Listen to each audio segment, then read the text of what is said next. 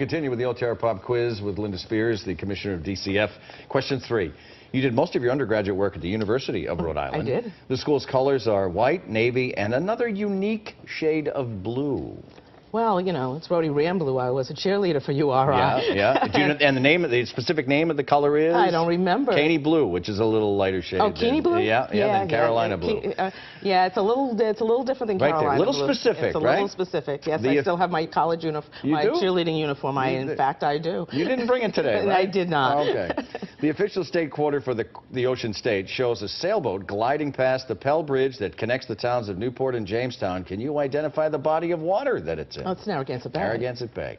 And the last one, on top of Rhode Island State House, on top of the dome, is an 11-foot bronze statue known as Independent Man. He carries a spear in one hand and what in the other? And I'll give you multiple choice. Is it an anchor? Is it a Rhode Island red chicken? Or is it a quahog? Quahog. It's an anchor. Is it an anchor? An anchor. I couldn't remember. You're off the OTR Pop Quiz hot seat, but back on the other I was going to say, my Rhode Island creds will get questions by my friend from home. So back to the more serious issues at DCF. The overriding theme in all of the tragedies is that the social workers either didn't show up or they made the wrong decisions.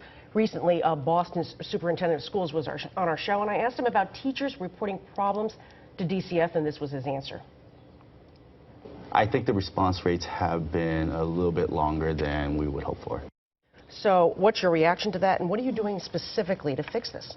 Well, for me, this is one of the things that we're looking at in our reforms. I want to be sure that we're responding in a way that's timely and the way that's effective, so that we're getting out quickly after we get reports of abuse and neglect to be sure that children are safe, that we're making decisions in a more expedited fashion, and then taking the actions needed. Is it more of a question of them receiving these reports from teachers and doctors and other reporters and ignoring them or putting them aside because they're so busy, or is it more that they get them and they're not doing the right response to them? Is that well, I think it's complicated. When we get a report of abuse and neglect, there's a whole series of things that's supposed to happen that include finding out what the allegation is, talking to the reporter, and then doing a whole array of collaterals and finding other information. They should be going into our system, looking for data in our system to find out if there's history. They should be talking with folks in the community. And where is the screw up usually at that point? Well, you know, it's not, I think it's about a delay in my experience, is that it takes more time than it should.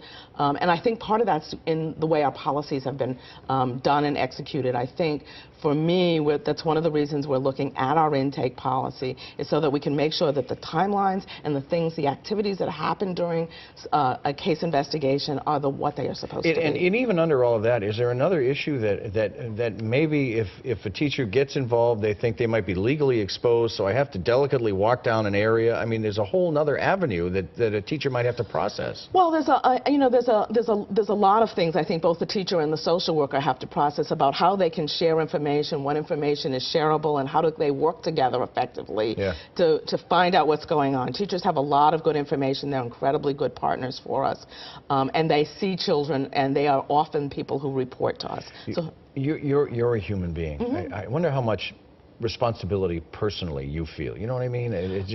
Each one has to tear at your heart. You know what I'm saying? Absolutely. For me, you know, there isn't a night I don't go home and say, may the Commonwealth's children be safe tonight. It just is, I think for all of our staff, it's an incredibly difficult thing when children are hurt or killed. And for me personally, it's a tragedy, and it's something that I think we have an obligation as people in these roles and as citizens of the Commonwealth to really do our best job to make sure that kids have what they need every day.